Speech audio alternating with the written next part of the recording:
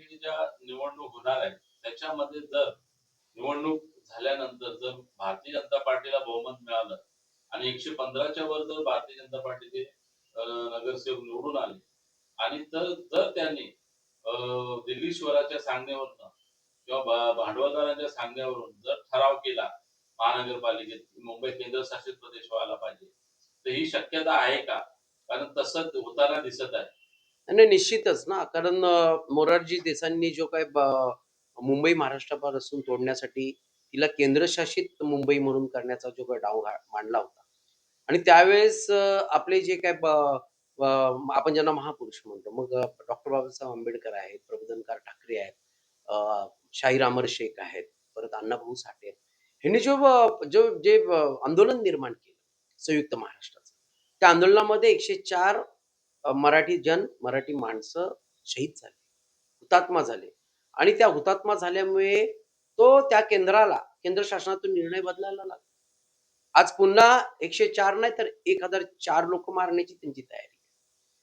केंद्रात ज्यावेळेस मुंबईच्या निवडणुका होतील आणि मुंबईच्या निवडणुकांमध्ये जेव्हा बहुमत मिळेल, म्हणजे 115च्या 227 याच्यापैकी 115 जर का नगरसेवक निवडून आले, म्हणजे त्याच्या वर आले, म्हणजे ते बहुमतात जर आले, तर त्यांच्या ठरावाने तो ठराव केंद्रात जाईल आणि भाजपाचं केंद्र सरकार त्याला केंद्रशासित मुंबई म्हणून जाहीर करेल.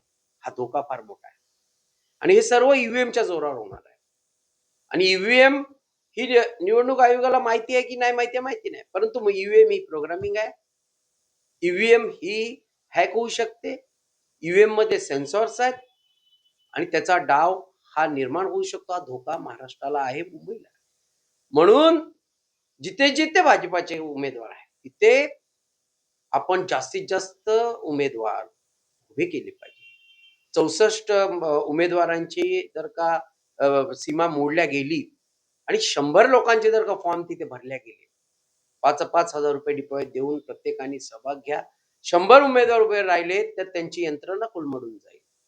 ईव्हीएम तिथून रद्द करावी लागेल, बॅलेट पेपरवर निवडणूक घ्यावी लागेल आणि त्याच्यासाठी तुम्ही खऱ्या अर्थाने जर का महाराष्ट्राचं हित जाणत असाल, मुंबईचं हित जाणत असाल, छत्रपती शिवाजी महाराज, डॉक्टर बाबासाहेब आंबेडकरांचे, शाहू महाराजांचे, महात्मा फुलेंचे जर का तुम्ही खऱ्या अर्थाने जर का तुम्ही पाईक असाल, तुम्ही कुठल्या ऍक्टिव्हिटीज मध्ये असाल, तुम्ही सामाजिक आंदोलन करत असाल, तुम्ही पर्यावरण प्रेमी असाल, जे असे असाल त्यांनी तो प्रयोग हाणून पाडा ईव्हीएमचा आणि जास्तीत जास्त उमेदवारी त्या भाजपाच्या उमेदवारासमोर टाकून बॅलेट पेपरवरती निवडणूक घेण्यासाठी या भाजपा केंद्र सरकारला मजबूर करा, या निवडणूक आयोगाला मजबूर करा. फार मोठा धोका मुंबईला महाराष्ट्रापासून वेगळं करण्याचा, स्वतंत्र विदर्भ करण्याचं षडयंत्र हे यशस्वी होत आलेलं आहे. इव्हन नागपूरमध्ये विधान भवन समोर स्वतंत्र विदर्भाचं मंत्रालय बनवण्याचं काम जलद गतीने सुरू आहे. महाराष्ट्राचे तुकडे होणार आहेत आणि त्यामुळे ईव्हीएमचा धोका याला आम्ही पहिल्यापासून विरोध करत आलेलो आहे. कर्मवीर सुनील खांबे साहेबांनी ईव्हीएम केंद्रात जाऊन, पोलिंग बूथ मध्ये जाऊन ती फोडून त्याच्यावर शाई टाकून त्याचा प्रथम महाराष्ट्रात निषेध केलेला. त्याच्यानंतर ईव्हीएमची रावणाची प्रतिकृती बनवून ती ईव्हीएम देखील आम्ही 2 वर्षापूर्वी जाळलेली. आमचं आंदोलन हे कायम आहे आणि कायम राहणार आहे. सर्व ही फक्त आमची जबाबदारी नाहीये, महाराष्ट्रातल्या तमाम जनतेची आहे, तमाम कार्यकर्त्यांची आहे. त्यांनी सर्वांनी एकत्र येऊन आपल्या आपल्या मतदारसंघामध्ये फॉर्म भरून ही ईव्हीएमची जी काय आहे ती कोलमडून टाका, यंत्रणा उद्ध्वस्त करा. जर मुंबईच्या प्रत्येक वार्डामध्ये भारतीय जनता पार्टीचा जर उमेदवार उभा राहत असेल आणि त्यांनी जर काय सेटिंग केली असेल आणि निवडणूक आयोग त्यांना मदत करत आहे, तर प्रत्येक वार्डामध्ये जिथे जिथे भारतीय जनता पार्टीचा उमेदवार आहे तिथे 100 तरी उमेदवारांनी फॉर्म भरले पाहिजे. त्यामुळे त्यांची यंत्रणा कोलमडण्याची शक्यता आहे का? आणि दुसरं असं म्हणणं आहे की ज्या ठिकाणी म्हणजे एवढे उमेदवार भेटणार नाही, पण हे मतदारांना करावं लागेल मुंबईला वाचवण्यासाठी. बरोबर. जे मुंबईमध्ये मराठी मतदार आहेत त्यांनी 5,000 रुपये डिपॉझिट भरून ती रिस्क घ्यायला पाहिजे का? 30 डिसेंबर पर्यंत फॉर्म भरण्याचे शेवटचे दिवस आहेत, आता उरलेत 5 दिवस. तर ही फास्ट यंत्रणा जनतेने राबवायला पाहिजे का? तर माझं एवढंच म्हणणं आहे की जनतेने आप- या प्रक्रियेमध्ये, या निवडणुकीच्या प्रक्रियेमध्ये स्वतः सहभाग घेऊन उमेदवारी फॉर्म भरून यांचा सुपडा साफ होईल का? बघा, निश्चितच 5 दिवस अजून आपल्या हातात आहेत. एक मतदारसंघ 50-50 हजारचा असतो. तिथे आपल्याकडे 100 उमेदवार मिळू शकत नाहीत. प्रत्येकाने 5-5 हजार रुपये भरून उमेदवारी जर घेतली आणि जर का 100 उमेदवार जर उभे राहिले, 64च्या पुढे उभे राहिले, 64च्या, तर निश्चितच ही यंत्रणा कोलमडणार. बॅलेट पेपरवर निवडणूक घ्यावी लागणार. महाराष्ट्र वाचवायचा असेल, मुंबई वाचवायची असेल तर निश्चितपणे हे करणं भाग आहे.